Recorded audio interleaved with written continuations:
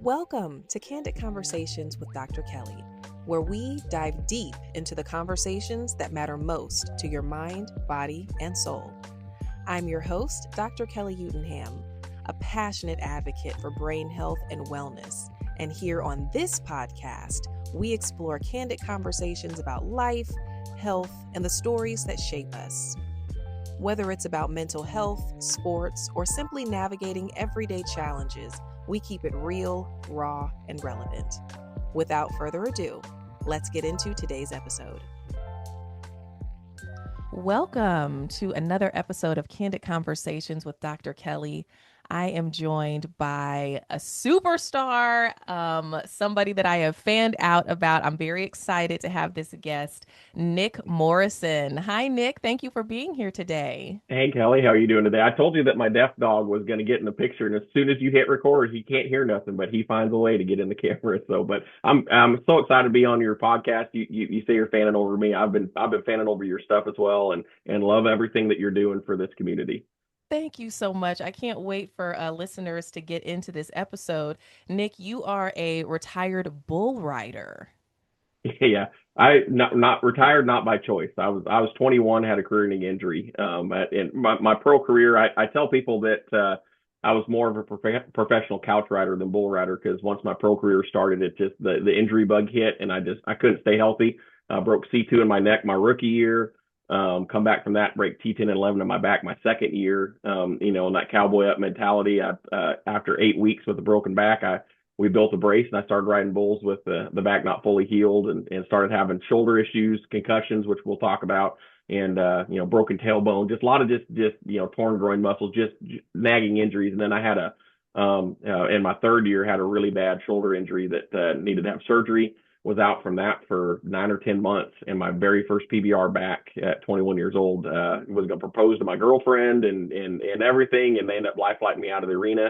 And a few weeks later, I was informed that it was a career-ending injury, and so I was a pro bull rider, but it was a lot of healing up and getting recovered. Had a great high school, college career, all of that, but yeah, so. Well, 21 is such an early age to retire from anything, choice or no Yeah. choice.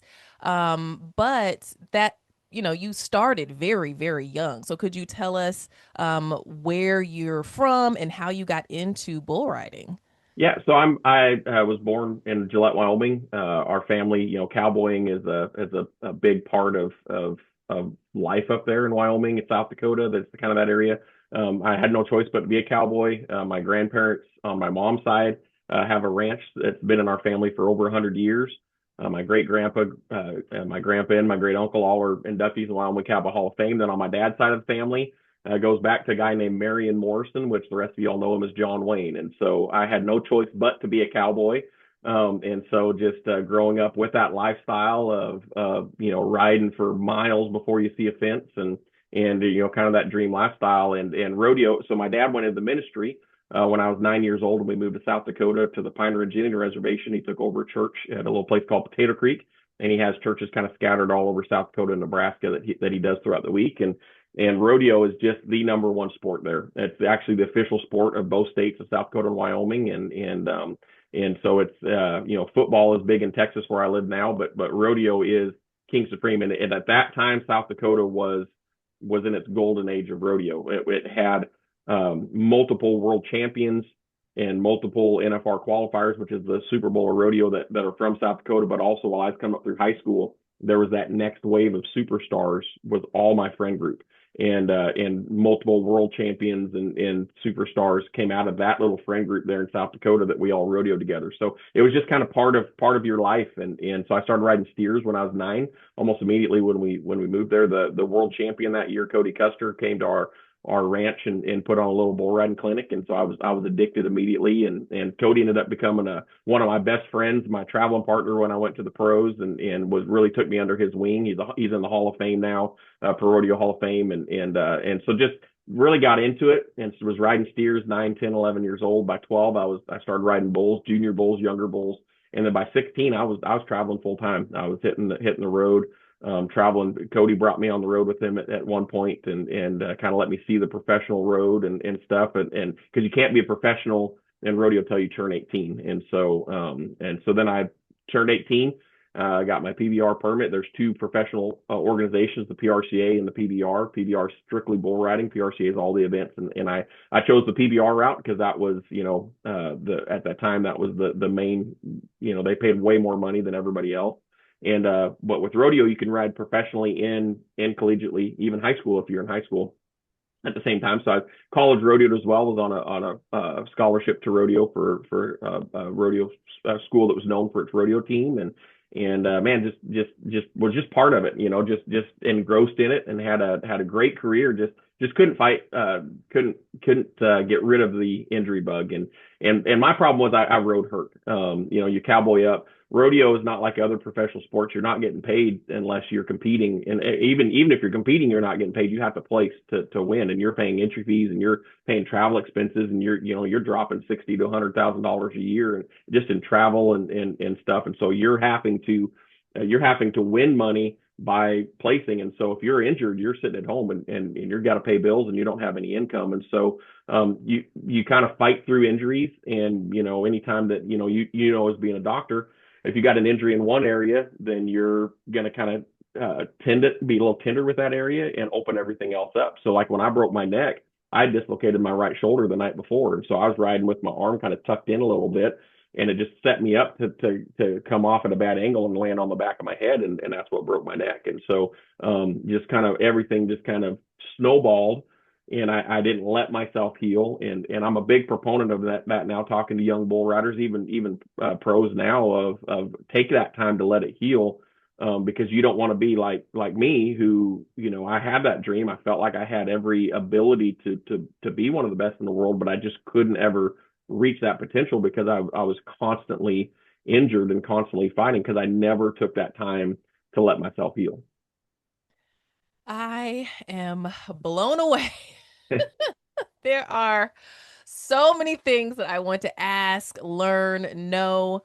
Man, and while you're talking about all of this, I'm like totally fanning out because I'm sure you've heard this before. Yellowstone. Oh yeah, yeah, Yes, for yeah. my listeners who are fans of Yellowstone, I just keep thinking about Jimmy. I joke that there's some stuff that's pretty right, but a lot of it's pretty cheesy. But I joke that the only thing they got right on that was the barrel racers. So that gets barrel racers mad at me, but everybody else in the rodeo world agrees. So Really?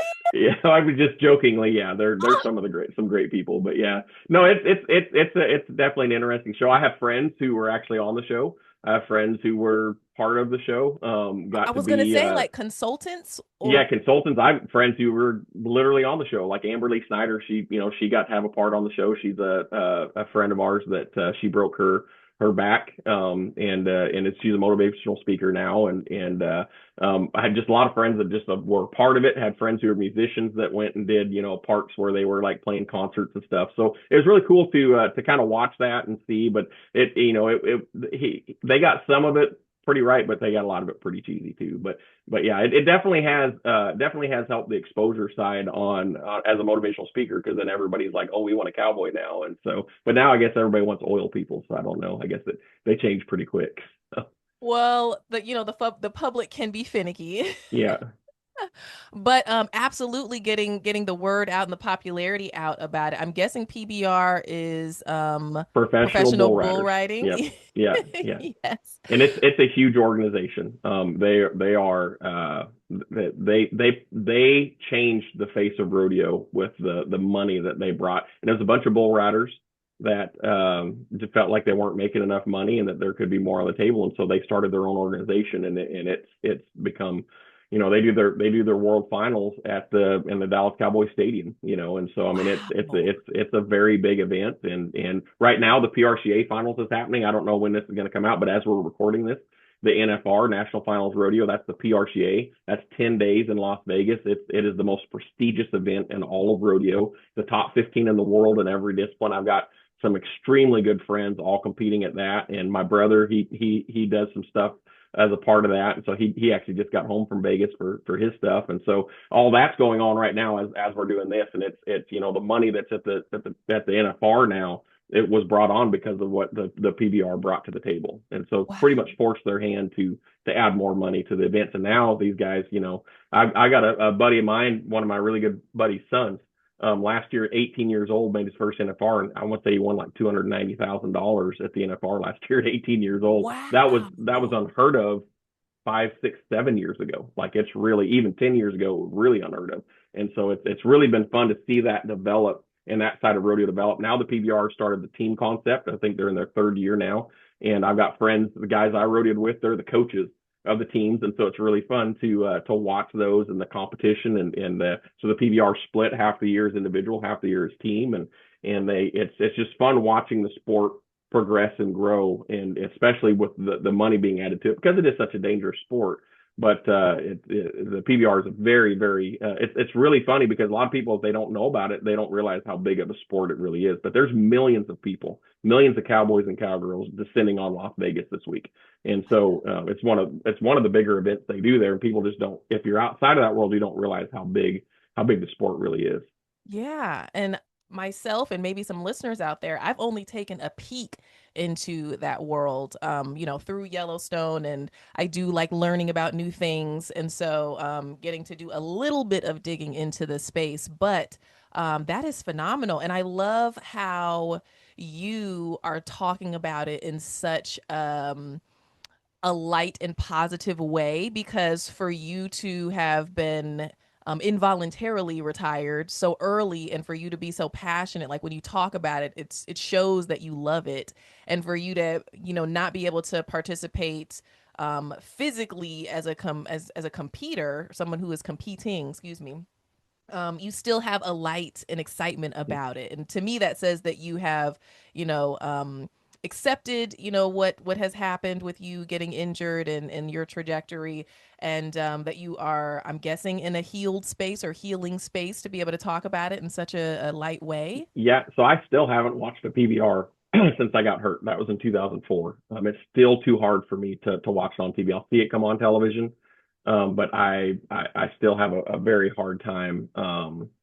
Just because it's still the what if. I like, if I got friends competing, I'll watch them. The NFR, I'm not technically watching it, but Tell I'm listeners what NFR is, please. National Finals Rodeo.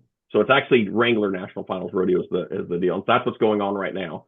And so like I'm watching the live updates on my phone, and I'm watching the scores to see how my friends are doing. Wait until, and then I'll watch their rides on social media and stuff. Or if I'm in Vegas, I'll watch live. Like everybody has to experience the NFR at least once. I mean, when you go, you realize how big it is. All the celebrities that are there, and you'll see Kevin Costner. You'll see the Yellowstone cast will be there You had me at Kevin consistently. Yeah, Costner. yeah, Oh, yeah. So, Kevin Costner goes. oh yeah, you'll like this. So he has his parents have a place up in South Dakota, and so my dad was flying one day, and the cell phones had just kind of started making a thing in South, like they're so behind on that stuff. And so he had a cell phone that took cameras, and my dad looks like Tom Selleck, like he's very, people have walked up and asked for his autograph numerous times. And so he's on the plane and he's riding, and he's like taking a selfie, and he's like, is this who I think it is? And he's sitting next to Kevin Costner, and we're all like, he probably snapped a photo and sent it to his people saying, hey, is this Tom Selleck? Just probably some guy just looks just like him. But yeah, he's really involved in that Western world and that side. And one of my really, really good friends, he's a bullfighter. He's considered the GOAT, greatest of all time. He's 10-time world champion. I think Bullfighter. bullfighter. Yep. So he's the guy that protects the bull riders. He puts his life on the line to protect us. So when we hit the ground, they jump between us and the bull, and they keep the bull off of us. They take the hit for us. They are our lifeline. And he texted me one time from Vegas when Yellowstone had just started, and he was playing a celebrity blackjack tournament, and he's like, who the heck is this guy? And he took a photo. He's like, do you know who this guy is? Because everybody's fawning over this guy, and it was the Cole Hauser. Is that his name?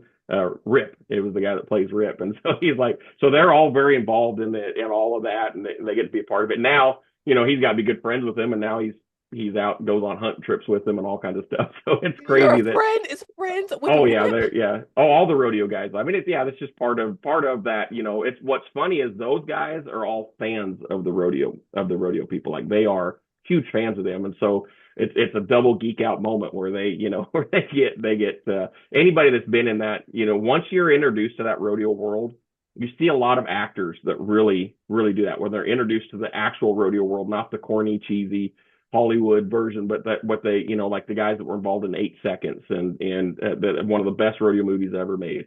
And when they're involved in that side of things, you see them get fully engrossed into it and just become massive fans of it. Kevin Costner's been, he's been a part of it. But like I said, you go to the NFR every night. There's so many celebrities that are there. It's really great, and to see that it is a lot bigger sport than people outside of that circle realize, and it is a massively popular sport. During COVID, PBR was actually, I want to say, the third grossing sport in the United States for television viewership during COVID, and so it really it's a big deal. That I heard somebody say it's the best kept secret in America, and that really is the truth, because it really is. And it, you go to one live, especially a pro rodeo or a big event, a big pro rodeo, it there's nothing better, honestly. Like it's so much fun to watch. So we'll have to make sure we get you to one of those at some point. Yes. So, oh yeah. My gosh, I would love that. Are you on the hunt for fun, functional, and diverse therapy materials for both your pediatric and adult clients? Well, let me put you on to something I absolutely love and use in my private practice: Konversation. If you haven't heard of it yet, Konversation is a digital platform designed to support speech, language, memory, attention, executive function, and more. It's science-backed, clinically effective, and works beautifully for both teletherapy and in-person sessions. But what really makes Konversation shine? It's completely customizable. You can tailor exercises to your client's specific needs, whether you're targeting speech sounds, supporting recovery after a concussion, or strengthening cognitive skills post-stroke. It's become a game changer in my sessions, and my clients absolutely love it. So, if you're looking for a tool to elevate your therapy, check out Konversation and tell them Dr. Kelly sent you. Listeners, I am darn near covering my mouth to not ruin his sound bites. I am so excited about this. And then, not, that it's all about celebrities, but the fact that the stars that we love as Yellowstone fans, that they love the rodeo and, the real rodeo. And, you're saying that it's, corny and cheesy. And I'm over here like, is it? So I'm super excited to see, quote unquote, the real deal. So, So yes, I'm very much open and interested. Sign me up for that. So I want to know, what does it feel like to be on a bull? Because I think hard. About what I've seen and how your body comes off of the bull, and then it's basically like kind of slamming down on the back of it. Now you have protections in place, but I think about like the way that you're roped in. Listeners, I'm wrapping my wrists because they hold on to the bull. And why is your arm up? Like, I have so many questions. Yeah. What does it feel like? Your free arm is used for balance, and so it is. So it's bull riding is all. I'm gonna give you just a real quick. It's hips. Please. It's hips, shoulders, and their shoulders. It's all square. So you actually don't sit on their back. If you sit on a bull's back, they've got you beat. So you actually float over top of them. So you're up on your legs, and you want a little bit of a gap between you and them. So, and all the power then is taken away from the bull, because if you're on their back, you feel all their power. And so when they come up, you post just like you do, like jumping a motorcycle, or you see the horse riders, you post into that arm straightens your back, reaches you forward, puts your shoulders above theirs, takes that power weight, and then it sits down. And then you're putting all of the weight on your knees and on your legs. So that that bull makes a move and turns, he hits your leg, and then your arm follows, and that turns your hips and your shoulders. So if it's away from your hand, it turns it this way. If it's in your hand, you go over, and it keeps your shoulders square, and it helps you to stay. So your free arm cannot touch you or the bull, or it's a disqualified ride. So it has to stay, but you're using that as a balance. And so you'll actually see guys sometimes when the whistle blows, a bad habit guys will, and it's a big contention of argument between bull riders to grab your wrap or not. But a bad habit that you'll see guys do is they'll reach down and grab their their tail and pull the wrap out of their hand. And a lot of What's times the the bulls wrap? really, the wrap is what you just did. So it's, Oh, you put the okay. rope across, you go around, and then you lay it back across your hand to keep the rope from slipping through. And That they'll pull tracks. that wrap to keep from getting hung up. And sometimes when they lose that point of balance, you'll see them get jerked down. And that's a lot of times when they'll hit heads with the bull because they lose that point of balance that kind of keeps them. It's all about square in.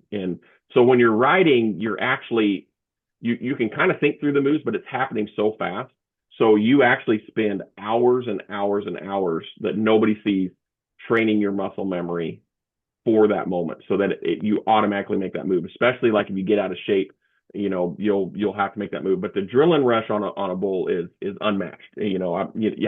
I kin back to Travis Pastrana, who's jumped out of an airplane without a parachute, and I heard him say, the biggest adrenaline rush he's ever had was riding a bull. And so and I've seen like UFC guys get on bulls and they say the most sore they've ever been has been after getting on a bull because you use muscles you didn't even know you had. And so, but the adrenaline rush is just unrivaled, and people don't realize how smart bulls are. And they can feel a fly land on their back and twitch exactly where that back is. So they feel you, they know where you're at. And so it becomes a chess match between you and this bull of, they're not just spinning. You think if they're spinning that they're wanting to throw you to the outside, but think of it like ice skating. And it's very similar to ice skating in that sense where a bull is spinning. If they're spinning and they're moving away from the spin, they're actually using not centrifugal force, but the opposite, where it's pulling you into the spin. So while they're turning, it's actually sucking you what we call the well, and it's sucking you down into the well. So you actually have to be throwing your hips out while you're going. Well, then if they're moving into the spin, then it's centrifugal force and trying to push you to the outside. So smart bulls will be going back and forth and moving like this, like watching a top at the top. And so they're moving you in and out. And so it's really a chess match. They can switch directions on a dime. These are animals, like if you're playing football, you can watch film and you can get a pretty good idea of what your opponent's going to do. You can do the same with bull riding, but as soon as you anticipate it, that bull can feel it in your muscles and your legs before you do, and they'll set you up. And so you can't go in with going, oh, this bull turns back to the left all the time, and because you'll make that move habitually, and that bull will feel that, and he'll come back the other way and leave you out to hang. So they're very smart, and it's very it's a lot of a chess match. They're trying to set you up. You're trying to recover, stay ahead of them.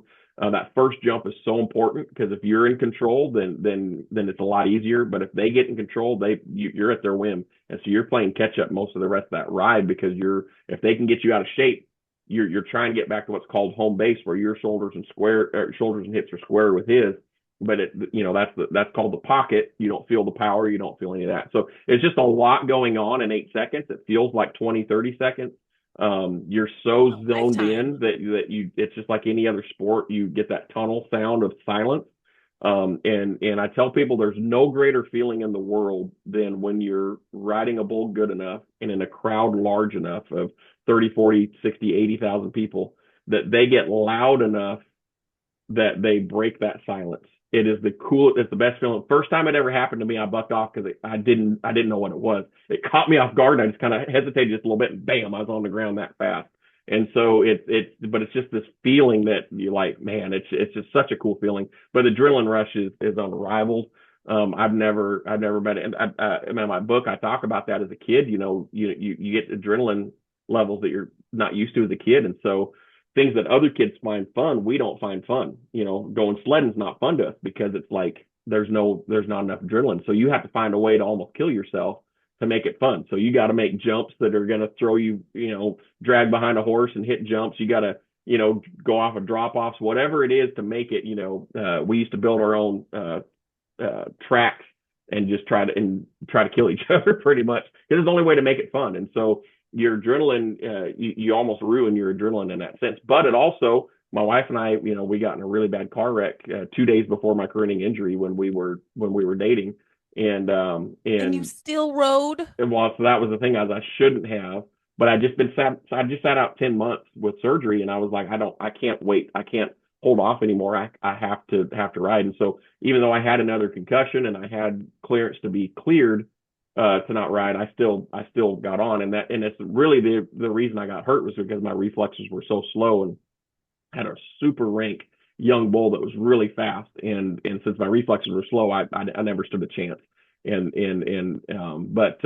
in that wreck, because my adrenaline, I was so used to high adrenaline, I was able to remember every second of the wreck, whereas she blacked out. And you see that a lot with guys when they get on bulls the first time, is that they'll actually black out the first, they'll nod their head and then they're getting up off the ground and they have no wind because they landed on their back probably, and they don't know what happened, and it's because the adrenaline rush is so strong their brain can't recall what happened. And the only guys I've seen that can handle that is people who do other extreme sports like motorcycle racers, things like that, because they're used to that adrenaline. So then it's an easy transition for them to get on and ride something like that. And I've actually seen motorcycle riders be able to get on bulls and do good very quickly because they're used to that fast forward motion that a bull does. So bucking machines, people ride them at the bars. They stay in one spot. A bull's yanking forward, a lot of power, a lot of movement. And so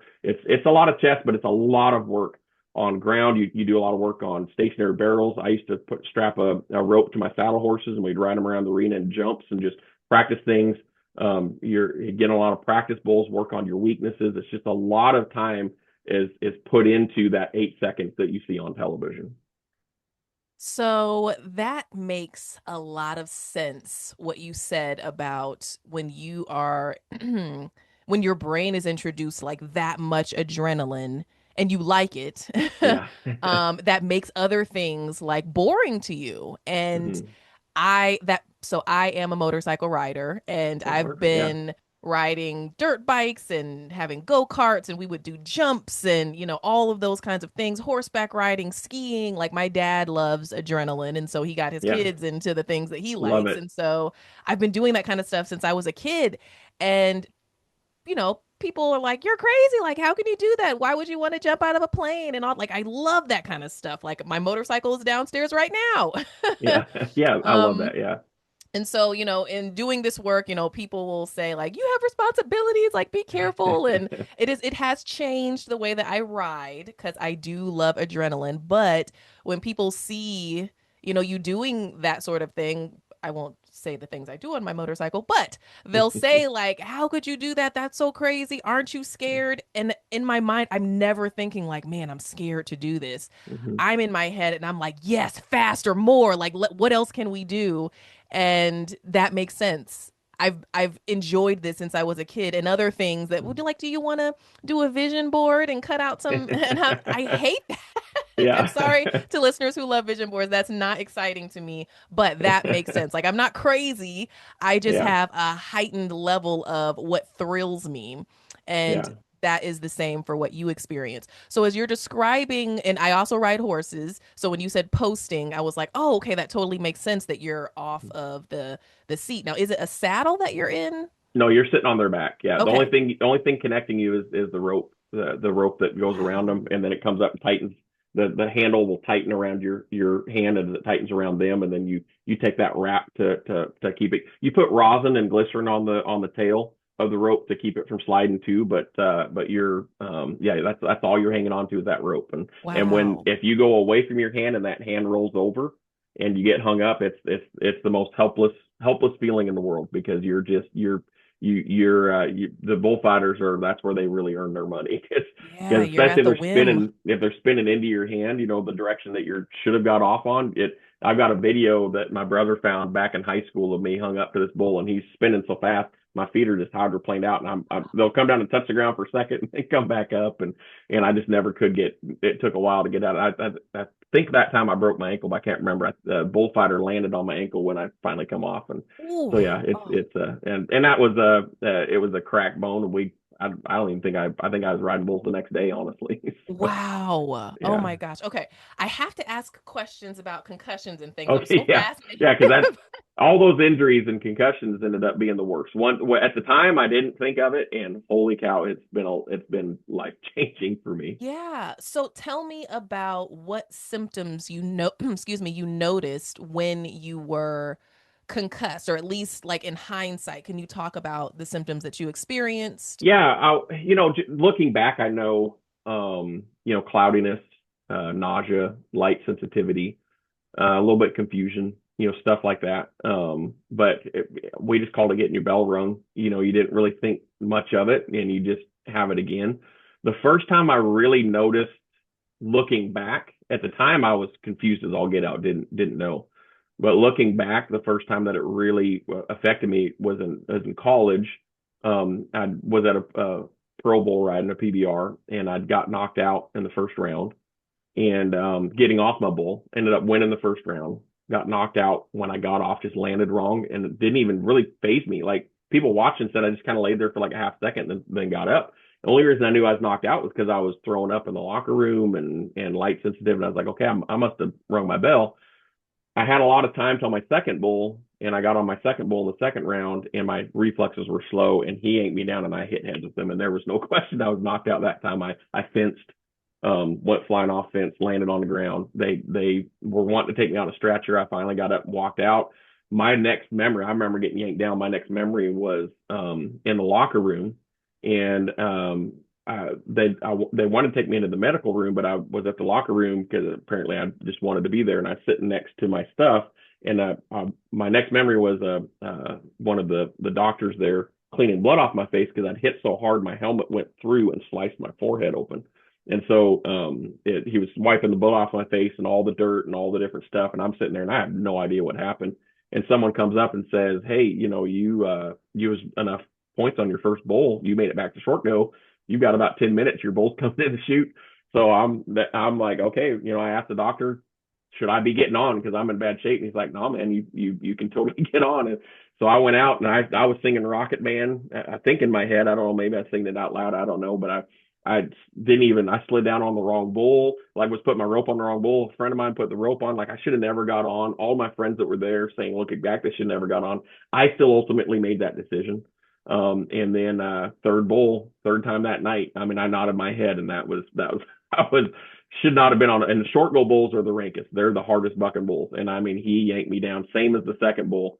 And I remember hearing the announcers too, like, "Nick Morrison, you just saw him getting helped out of the arena, knocked out, and then here he is back 10 minutes later, 20 minutes later, or whatever." And I'm hearing them say this, and I'm like, even thinking this is stupid. And I remember I got yanked back, and boom, I come down and I see his head, and then I open my eyes, and I'm in the camper. And I'm like, just looking around, like, just that fast, I'm in the camper. And I'm looking around, and I'm like, okay, is this nighttime, whatever? And I open the door, and people would have thought I was probably hungover because the light just hurt. And I realized I'm at the next rodeo.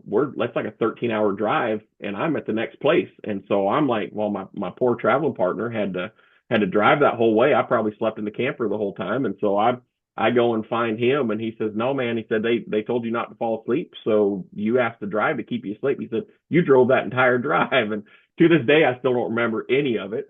And so 13 hours? yeah, and it wasn't like a straight road either. There was a lot of turns, and it's made for a great story looking back. But when I come back from to college that next week, I'm on the Mensa scale for my IQ, and so the doctors think that's a huge reason. Yes, the doctors think that's a huge reason why my brain has developed through all these concussions to still be as functioning as I am, because the whole front right lobe of my brain is pretty much just not operating. The rest of the brain picks that slack up, if that makes sense. Because it's you're amazing a genius. they think it's that, or just it happened over time, but that's the only link they can think of. And so I was on the president's list. I was a straight A student, and I show up to class and I can't focus on a single thing the professor's saying.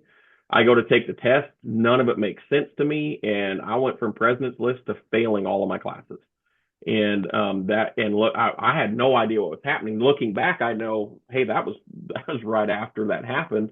And so it was that was a huge moment for me. And then the second one that I look back at was about, I don't know how much after that it was, but I had a deal at a rodeo where getting off my bull, I didn't check my surroundings very well, and I landed right on top of something, and got jerked down on top of it, and my arm went in the barrel. It was the barrel, and it went in the barrel and popped my helmet off and dislocated my shoulder, broke a couple of ribs. And we couldn't get popped in behind the chutes because of the broken ribs. So we went to the hospital, and they never checked for concussion. And because why? I didn't hit my head. not realizing, and I don't know if it was common knowledge at that time or not, but the concussion isn't a blow to the head, it's the brain moving inside the head. So that jarring, because I already had so many concussions, it made it easier to get one. And they gave me muscle relaxers. And when I woke up, yeah, see, and this is something I didn't know till I was researching my book, because I was like, it never made sense to me. But I woke up with amnesia, had no idea who I was, where I was, anything. And it took that day of just piecing pieces together and figuring stuff out. And then it was a good 2 weeks till I'd stop kind of having that. And then later in life, when the concussion issues really became an issue, that now becomes something that just triggers immediately. I'll look down and look up and I won't know where I am. But at the time it was triggered, by the muscle relaxers, mixed in with the bleeding of the brain and all that. I don't know. There's medical terminology behind it, but I didn't, I never was able to piece any of that together until later in life, when I started kind of looking into, especially going to write my book. I wanted to be medically accurate. And I found so many things that I was like, oh, that makes complete sense why that happened. And that being one of those. And once again, it's one of those things that, if going back, I talk about this in my book, going back and blaming the NFL or blaming the PBR or the PRCA and everything for my concussions, for everybody else's concussions. Could they have done a better job? Yes. But is it their fault in a vacuum? No, because they didn't have the knowledge that we have now. Nobody knew what was nobody understood it as much as we understand it now. So I give them a pass for that, but I don't give them a pass moving forward. When I see Tua get knocked out and his legs quivering and they put him back out there on the field, I don't give that as a pass, because you know better. You should know better. And so that type of stuff now, but looking back at that time, I don't blame anybody, because I can't blame somebody for something they didn't know. And so it's just kind of, sometimes we, as technology advances, we learn more, we know more. And therefore then, okay, now I'm going to hold you a little more responsible, because you should know better at this point. Absolutely. And I think, that boils down to the time, because when you were writing, I definitely don't think that there was knowledge or a huge indicator of what was going on in your sport. I do know that in the early 2000s, when Dr. Bennett Amalu was trying to bring this information to the NFL, it was kind of we hear you, but you're wrong. And, this, Yeah. Bottom line is money. So, we can get in a whole thing about that. Yeah. But Well, and that's what I say, that time moving forward, at early yes, 2000s, but like the 90s and all that, I mean, you don't know what you don't know. I mean, you don't see a brain injury. Someone breaks their leg, you see the bone sticking out. It's pretty obvious they have a broken leg. right. But getting knocked on the head, you don't realize all that comes with that. And my concussions, yeah, I have. They figured that I had 26 in my bull riding career that are recorded. Recorded. Keyword Recorded. listeners. Yeah, keyword recorded. But we've had more than that since. And so, like, the neurologist I'm with now, he's like, why are we even counting at this point? Once we hit 50, it's like, why are we even counting at this point? He said, you turn your head too hard, you get in a concussion, because your brain is so loose inside the skull. So he's like, why pay us to come and tell us, yeah, you got a concussion? It's like, this at this point, you pretty much know your body and you know yourself. And so, my wife checks my eyes with the light test, and we just pretty much roll forward with it. So we really don't even know at this point. But bull riding, everybody's like, oh, it's because you rode bull. No, around the ranch, I had a lot of concussions around the ranch. Anybody that you're working with live animals. I mean, it's that's going to happen. And my need for adrenaline, when I couldn't ride bulls anymore, I bought a race car.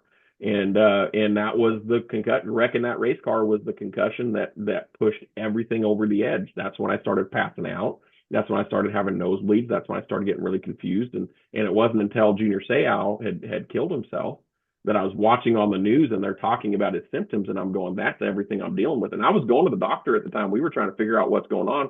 They were thinking cancer, tumor, like they couldn't.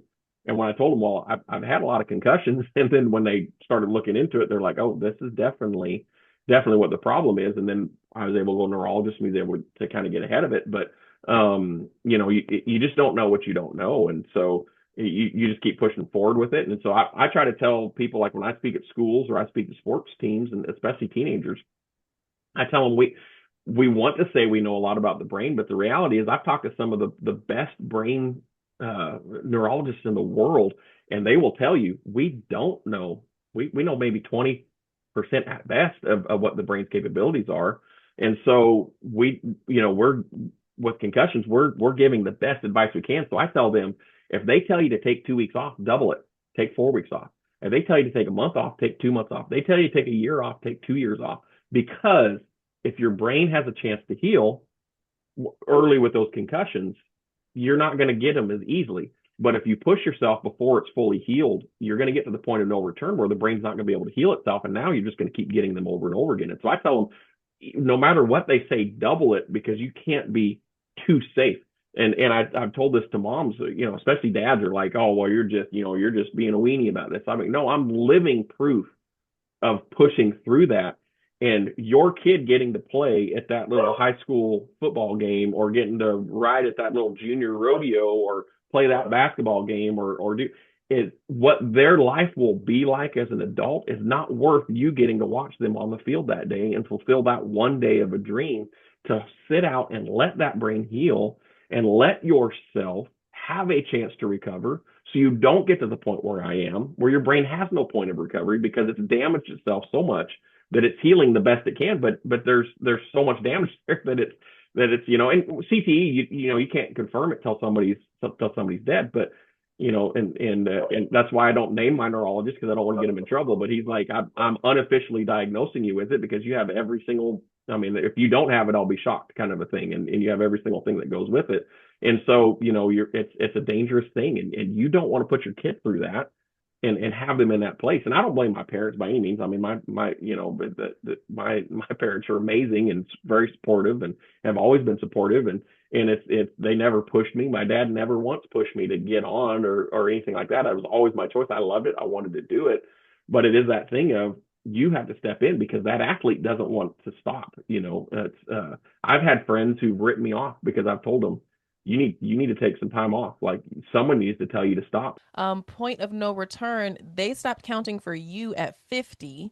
And I think that your being a genius does have something to do with the way that you're able to, one, teach yourself how to speak again. We'll get into that. I did ask Nick whether he worked with a speech therapist. We'll get into that in just a second.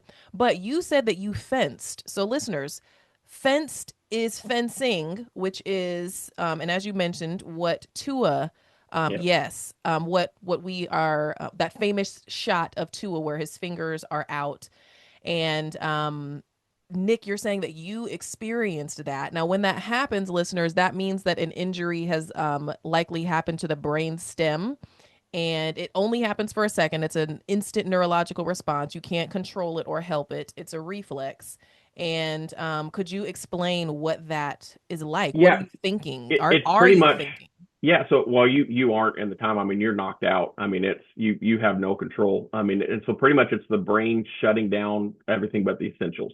And so it causes this response of or CD Lamb Thursday night football game, he was doing it, but his arms were going back and forth, because at the time that he got knocked out, he was reaching for the football. And so his brain was still trying to Complete get it. the And action. so he was in this, but he's going back and forth like that. He's knocked out cold. Like, if you see someone in that. And so I almost hate to admit how many times I've fenced, to be honest with you. Because it wasn't until writing my book that the blood drained from my face when I read that one-time fencing is extremely dangerous.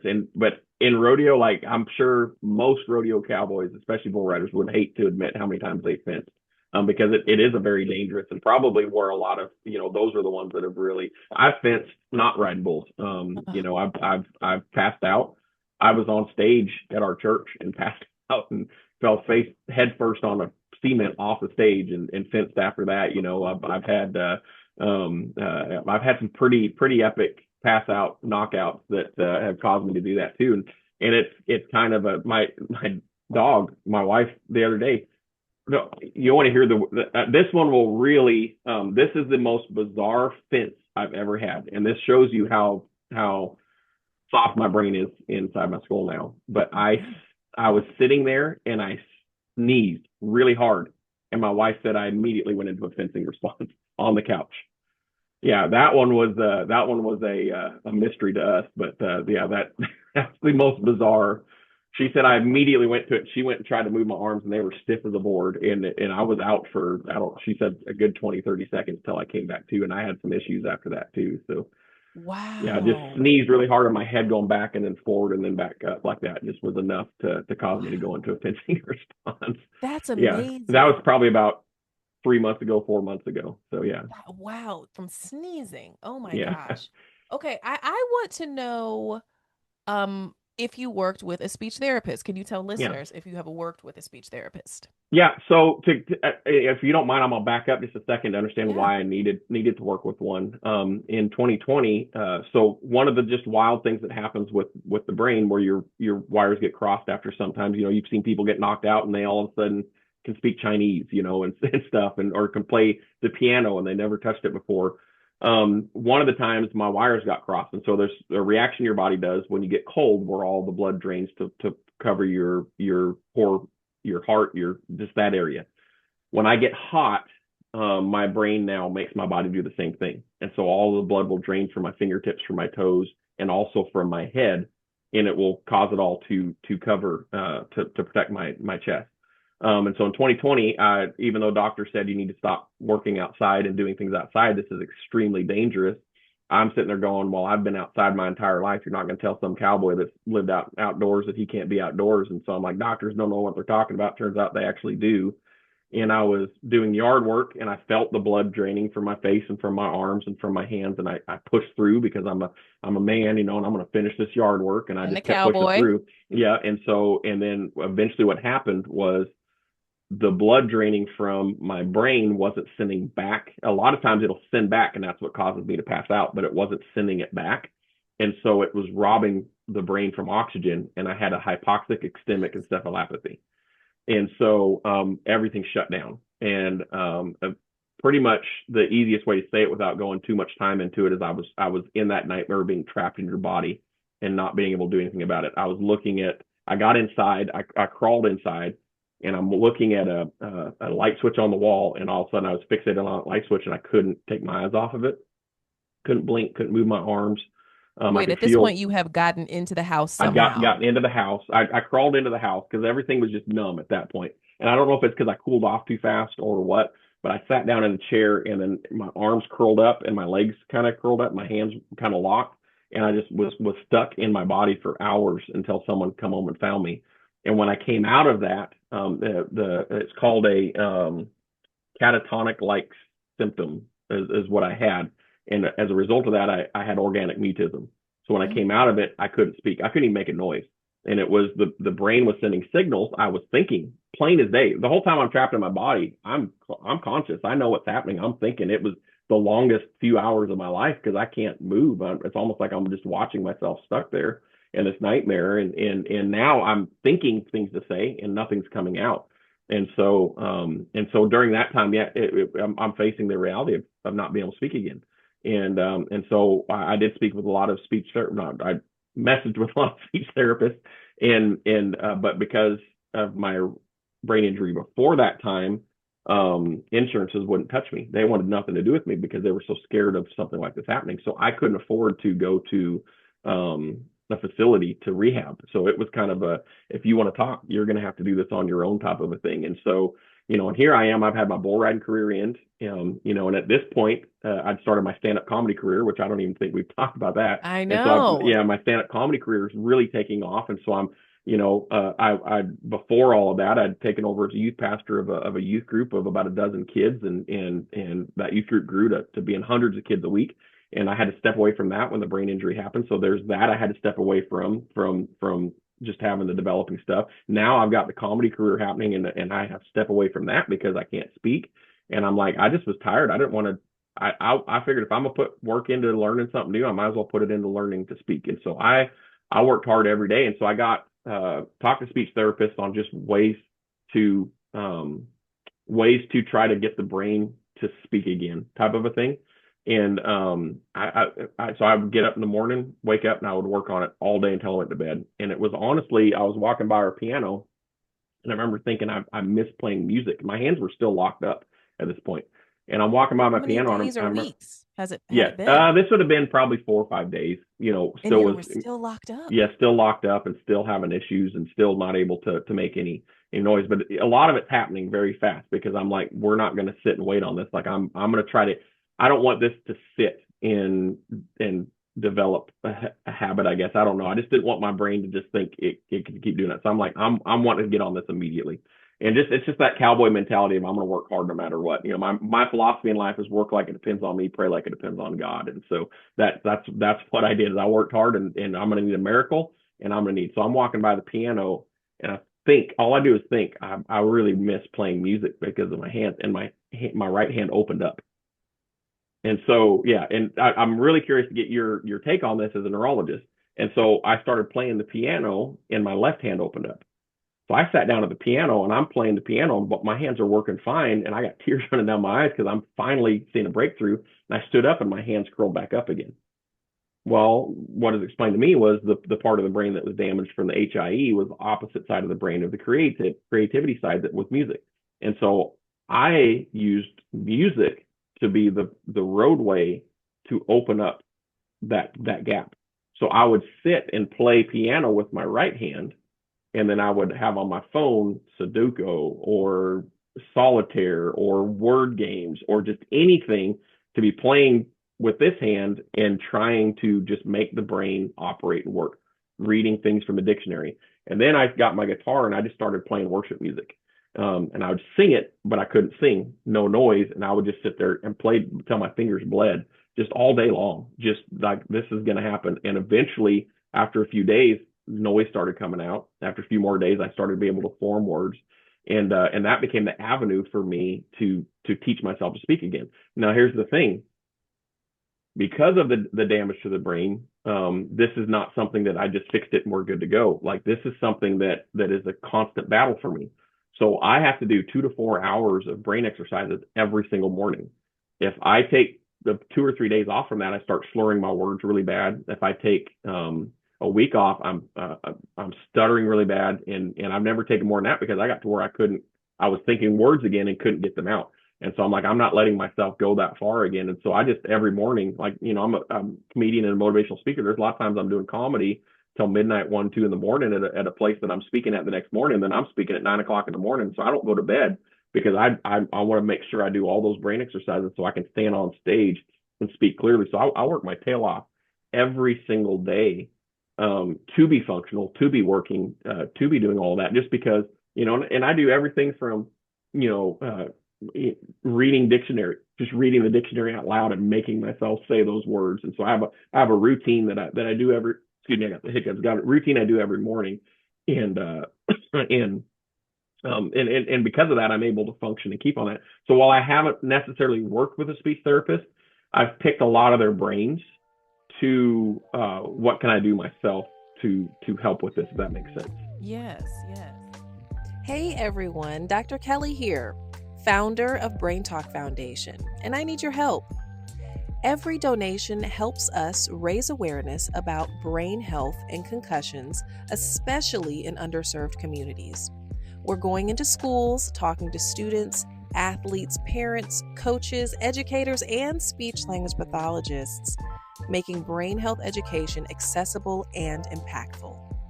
Brain Talk Foundation is a 501c3, so every donation is tax deductible, and every single dollar makes a difference. Support this mission. Visit braintalkfoundation.org and donate today.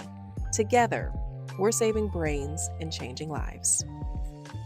I do want to get to the Kandid questionnaire, which are 5 fun questions for listeners to get to know you a little bit better. First, what is one word that your friends would use to describe you? Loyal. That to a fault, like loyal. That I hear that say a lot. Either that or fainting goat. That's the other one they call me all the time. My closest friends, they call me fainting goat, but loyal is definitely the word that a lot of them use. Is that part of the cowboy code? It really is a lot, and it's gotten me to where I'm loyal to people who aren't loyal to me, and so I've had to learn to navigate that to where now I'm almost too guarded on the opposite side of that. but I'm the type of person, integrity is big to me. And so if somebody does something good for me, I'm gonna, like, companies that bring me in to speak, I'm sending them customers, stuff like that. I don't have to, but I'm going to, and it's paid off, when, sponsors that I had, when I rode bulls, I still have a great relationship with a lot of them, and it's been 20 something years, and it's because I'm still loyal to them, and it's just kind of, part of who I am but I think a lot of it is the cowboy code, but I really feel like that side is getting lost in today's world, and there's not as much loyalty and honor as there used to be. You're seeing a lot more of just chasing the next thing, and social media is one of my favorite sayings is that social media is like money. It doesn't make somebody bad, it just makes them more of who they really are. And so, if someone wants to be like that and then they get on social media and they just start acting like that, and so you see a lot of that there. And so I feel like the loyalty side of it is losing in the cowboy world, but I'm still going to stick to that old school mentality with that. Okay, loyal. I like that. And it's part of the cowboy code. Now, I do have to ask, I did do my due diligence. You did grow up on a ranch to some extent, right? Oh yeah, absolutely. A large ranch. It's been in our family over 100 years.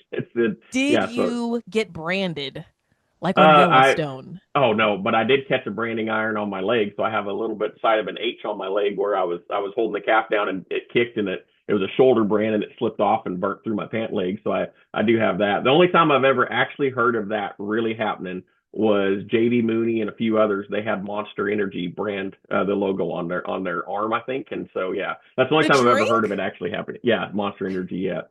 Yeah, because they were sponsored and it was just, yeah. But yeah, it's yeah, that's there are places that do that kind of stuff, but if someone gets branded, it's usually more because they were drunk in college and got dared to do it.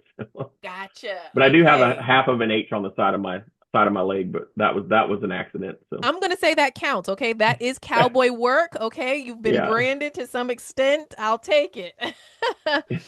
Okay. Number two, if you could instantly master any sport or physical skill, what would it be and why? Instantly master any sport or physical skill. Oh boy. I That usually wouldn't would have a result in additional concussions. Let me just put Oh, that that's the caveat hard in part there. because then then I Well, guess it would have. I'm saying if you could, no matter what it was, it will not increase your number of Oh, concussions. so like I could do it and it not be? Yes, in a Oh perfect boy. world. Oh man, I would have to say uh either BMX racing or motocross.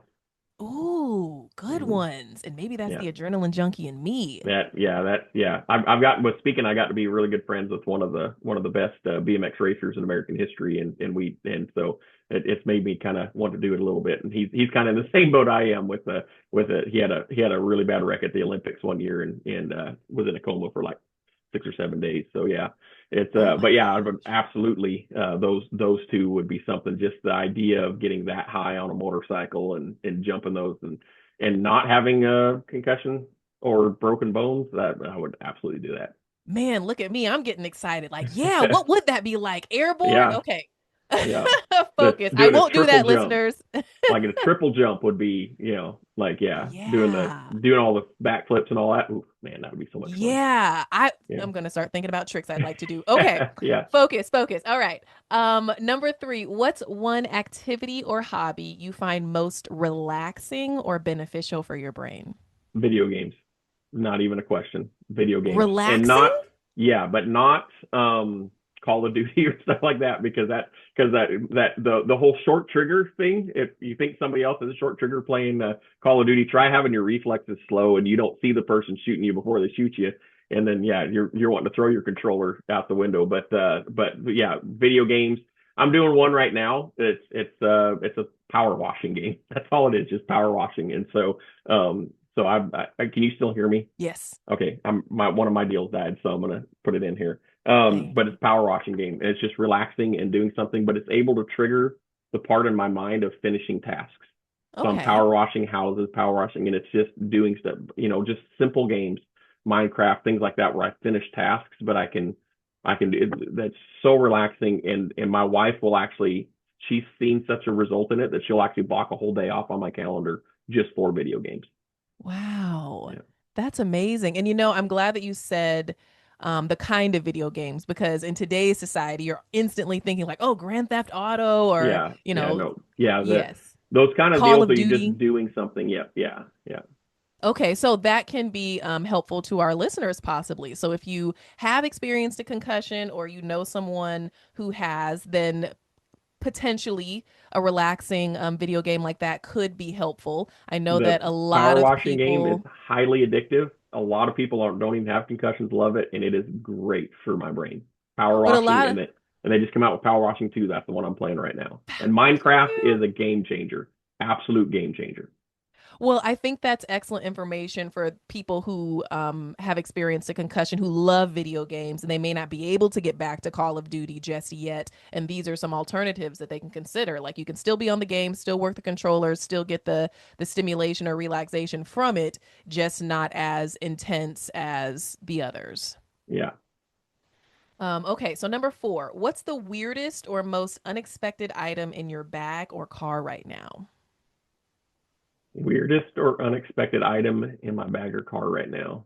I'm gonna say it's library books that my already graduated from high school daughter has yet to return, and they've been riding around in our car if we ever go by that high school to return those library books. And because she got her associate's degree before her high school diploma, and she had Wow. them home to work on them, and then went to college, and we were like, "What are these books?" We're like, "Oh, I should have returned those, I guess." And so, So yeah, genius runs in the family. She got yes, a degree before her my diploma. wife, my wife was double majored and had a perfect GPA with both majors while teaching and raising kids. Yeah, so it Wow. came very easily for both our kids to be very, very smart. Yeah, Oh my gosh, amazing. So I'm taking yeah. that you're protecting their brains. What kinds of sports are they into? My daughter played tennis and volleyball and cheerleading and gymnastics had me on the edge of my seat, but she did those younger. And then my son didn't really do any sports, but now he plays a lot of volleyball and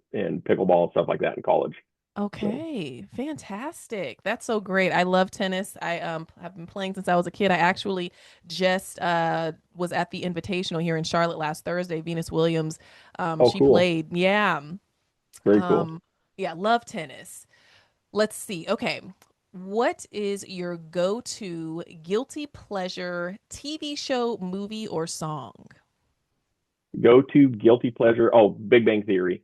My wife and I, we actually just figured it out because it come up in our memories like, why are we watching every year we watch Big Bang Theory all the way through at this time, and we couldn't figure it out. And then I realized you're a teacher. You're at that point where you're starting to get stressed from school and we need to watch something. You're grading papers. We've watched it so many times you can grade papers and we can watch it. So we're going through I think our 7th watch through of it right now. I think we're on season 4. So hands down Big Bang Theory. I love that show. Do you know the whole song? Yes and no. I always fast forward through it. My wife can sing the whole thing, but and then my personal one is Lost.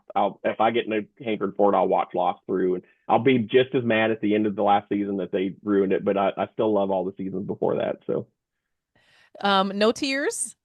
no, no, no. Maybe I don't know. Big Bang Theory, I do. Yeah, I do. Yeah, What part? especially when Sheldon gives his speech at the end, I'm bawling like a baby.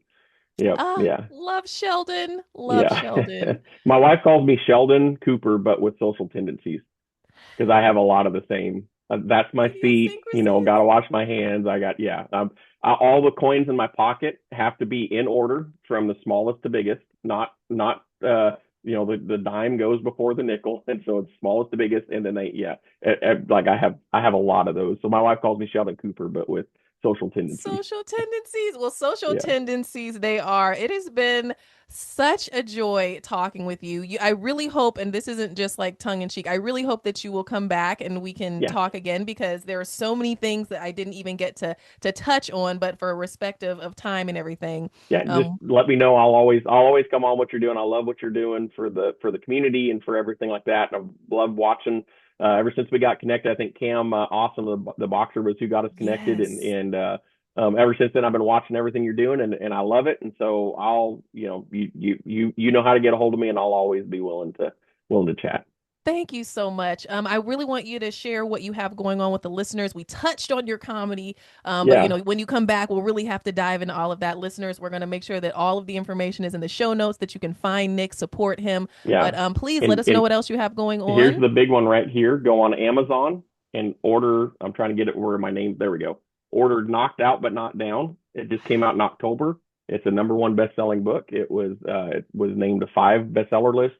It's pretty much me going through my concussion journey, what I go through as concussions, but also adversity, things like losing our house in Hurricane Harvey and insurance not covering it, and going through the dark side of concussions, but also motivational things that I do, like when I'm speaking, is in there, just pushing through your adversity, pushing through change, things like that. But it's been an extremely positive feedback on it, from everybody from the neurological world to the rodeo world to people who don't know either of those.